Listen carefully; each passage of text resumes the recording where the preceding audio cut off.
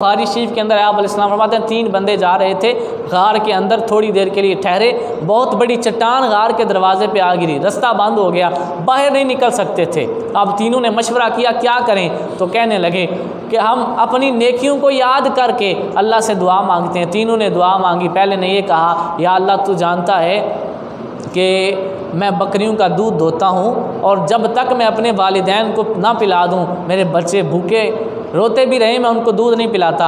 हत्ता कि एक रात सारी रात मेरे वालिदैन सोए रहे, मैं दूध का प्याला पकड़कर उनका इंतज़ार करता रहा, मेरे पाँव में मेरे बच्चे भूख से रो रहे थे। मैंने कहा जब तक मेरे अम्मा अब्बा नहीं पिएंगे तुम्हें नहीं दूंगा। या अल्लाह अगर वो मेरा अमल तेरी रज़ा के लिए था तो उसकी खातिर ये चट्टान हटा दे। तो थोड़ा सा वो पत्थर सिरका, लेकिन गुजरने की जगह नहीं थी। दूसरा बोला, उसने कहा या अल्लाह तू जानता है कि मेरी चचाजाद बहन यानी कि मेरे चचा की बेटी बड़ी खूबसूरत थी और उसने मुझे एक दिन अपने साथ बदकारी करने के लिए कहा, मैं आमादा भी हो गया, लेकिन ऐन वक़्त पर मुझे तेरा खौफ और तेरी दहशत याद आ गई कि मुझे मेरा अल्लाह देख रहा है, तो तेरी खातिर मैं बाज आ गया।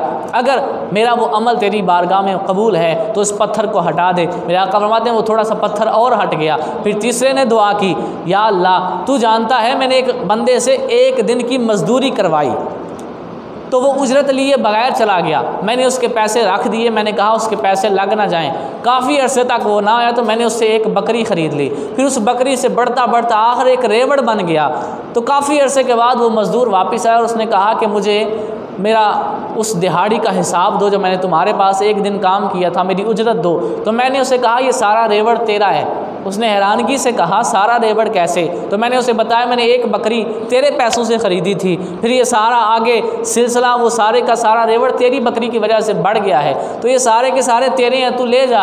उसने एक लम्हे के लिए भी ना सोचा कि मैं एक बकरी ले लेता हूँ बाकी छोड़ देता हूँ, वो सारे का सारा रेवड़ ही लेके चला गया। लेकिन मैं तेरी रज़ा के लिए खामोश रहा। ए अल्लाह अगर वो मेरा काम तेरी रज़ा के लिए था तो इस पत्थर को हटा दे। तो सारे का सारा पत्थर हट गया और तीनों गार से बाहर निकल आए। तो मेरे भाइयों, ये हमारे आका सल्लल्लाहु अलैहि वसल्लम ने हमें पहली उम्मतों का वाक़या सुनाया है। तो 14 अगस्त के दिन वो लोग जिन्होंने इस्लाम की खातिर कुर्बानियाँ दी थी उनकी कुर्बानियाँ याद करके अल्लाह से दुआ मांगें, अल्लाह देख वो इतने अजीम बंदे थे जिन्होंने इस मुल्क के लिए ये किया, तो अब तू हमारी इस दुआ को कबूल फरमा कि इस मुल्क को हमेशा जिंदाबाद रख और इस मुल्क के अंदर हमेशा इस्लामी निज़ाम नाफिज फरमा।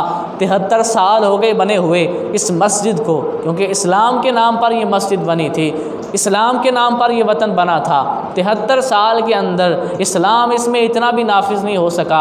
आप जानते हैं जब गाज़ी इल्मुद्दीन शहीद रहमतुल्लाह अलैह को शहीद किया गया था तो गाज़ी इल्मुद्दीन का फ़ैसला सुनाते वक्त जज ने कहा था चूँकि तुमने इसको कत्ल किया है लिहाजा तुमको भी फांसी दी जाएगी, तुमने कानून अपने हाथ में लिया है लिहाजा हमसे तौहीन अदालत बर्दाश्त नहीं हो सकती, तुम्हें फांसी दी जाएगी। गाज़ी इल्मुद्दीन शहीद ने फरमाया था तुमसे तौहीन अदालत बर्दाश्त नहीं होती तो मुसलमान तौहीन रिसालत कैसे बर्दाश्त करेंगे। ये वक़्त जिस वक़्त की मैंने आपको बात सुनाई है वो मुल्क उस वक़्त अंग्रेज़ों के ज़ेर असर था। उस वक़्त बड़े सग़ीर पे हुकूमत अंग्रेज़ों की थी, पाकिस्तान बन जाता है। गाज़ी मुमताज़ कादरी रहमतुल्लाह अलैह का फ़ैसला अदालत में चला जाता है। जज फ़ैसला करते वक्त ये लिखता है, ये जुमला याद रखिएगा, ये क़यामत तक एक स्याह दाग है जो कभी ख़त्म नहीं होगा। मुअर्रिख़ हमेशा इसको लिखेगा कि ऐसा भी हुआ था जो वतन इस्लाम की बुनियाद पे बना था, ला इलाहा इल्लल्लाह की वजह से बना था, इस्लाम के ऊपर अमल करने के लिए जो मुल्क बनाया गया था, उसके अंदर जज फ़ैसला करते वक्त कहता है कि गाज़ी मुमताज़ इस्लाम तुम्हें कोई सज़ा नहीं देता, तुमने जो किया ठीक किया, वो गुस्ताख था तुमने उसे मार दिया, तुमने ठीक किया, मैं मुल्की कानून के हाथों मजबूर होकर तुम्हें सज़ाए मौत देता हूँ। मैं कहता हूँ वो कैसा मुल्क जो इस्लाम की वजह से बना, उसका कानून आज तक इस्लाम के मुताबिक नहीं हो सका। इस्लाम की वजह से मुल्क बना था पाकिस्तान, और पाकिस्तान के अंदर जज कहता है कि तुम्हें इस्लाम नहीं सज़ा देता, मैं मुल्की कानून की वजह से तुम्हें सज़ाए मौत दे रहा हूँ। तो ये मुल्की कानून आखिर इस्लाम के मुताबिक क्यों नहीं बन सका। पाकिस्तान का मतलब क्या, आप सारे कहेंगे ला इलाहा इल्लल्लाह। दस्तूर रियासत क्या होगा, मुहम्मदुर रसूलुल्लाह। हो नहीं सका आज तक। अगर हो चुका होता तो गाज़ी मुमताज़ कादरी का फ़ैसला करते वक्त जज ये ना कहता कि मैं तुम्हें मुल्की कानून के हाथों मजबूर होकर सज़ाए मौत दे रहा हूँ। पता चला अभी तक 73 सालों में अभी तक पाकिस्तान जिस ख्वाब की वजह से बना था, जो कायदे आज़म और अल्लामा इकबाल की कोशिश थी कि हम इसलिए अलहदा मुल्क बनाएं कि वहाँ इस्लाम के मुताबिक सब कुछ हो, अभी तक वो नहीं हो सका। अल्लाह ताला हम पे करम करे, हम उसे करने में कामयाब हो जाएं। अल्लाह ताला हमें पाकिस्तान के साथ मोहब्बत करने की तौफीक